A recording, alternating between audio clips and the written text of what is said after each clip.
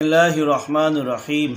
दुनियावी तकालीफ पर अजीम अजर व सवाब है। हजूर सल्लल्लाहु अलैहि वसल्लम ने इरशाद फरमाया, दुनिया में आजमाइश व मुसाइब में मुब्तला रहने वालों को जब क़यामत के दिन अजर व सवाब से नवाजा जाएगा तो दुनिया में आफ़ियत के साथ रहने वाले लोग ये ख्वाहिश करेंगे कि काश दुनिया में हमारी जिल्द व जिस्म को कैंचियों से काटा जाता ताकि हमें भी ये अजीम अजर व सवाब मिलता। तो दुनिया में आफ़ियत के साथ रहने वाले लोग ये आरज़ू करेंगे, ये ख्वाहिश करेंगे कि काश दुनिया में हमारी जिल्द और जिस्म को कैंचियों के साथ काटा जाता और ताकि हम ये जो अजर है, अजर अजीम, अजर सवाब हम भी पा लेते, हमें भी मिलता।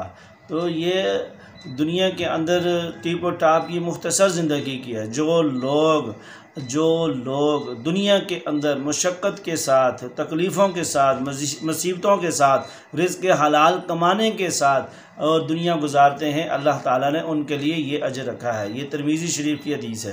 तो आप सल्लल्लाहु अलैहि वसल्लम ने ये हमें बताया है, और इन चीज़ों को हमने देखना है, इन चीज़ों पर हमने अमल करना है। दुनिया के टीप और टाप, कोठी, बंगले, कार, मकान और प्लाट, ये सब दुनिया में रह जाएंगे। इसलिए दुनिया की इतनी जो है लालच करें जितना आपने दुनिया में रहना है, इतनी फ़िक्र करें जितना दुनिया में रहना है, जितना आखिरत में रहना है उसकी उतनी फ़िक्र करें। हम तो दुनिया की ज़्यादा फ़िक्र कर रहे हैं, आखिरत को भूले हुए हैं। तो इस हदीस के मुताबिक अल्लाह रब्बुल इज़्ज़त हमें अमल करने की तौफ़ीक नसीब फरमाए, रिज़्क़ हलाल कमाने की तौफ़ीक नसीब फरमाए, और मुसीबतों पे, परेशानियों पे और टेंशनों में, बीमारियों पे अगर आ जाएं तो उस पर सब्र करने की तौफ़ीक नसीब फरमाए।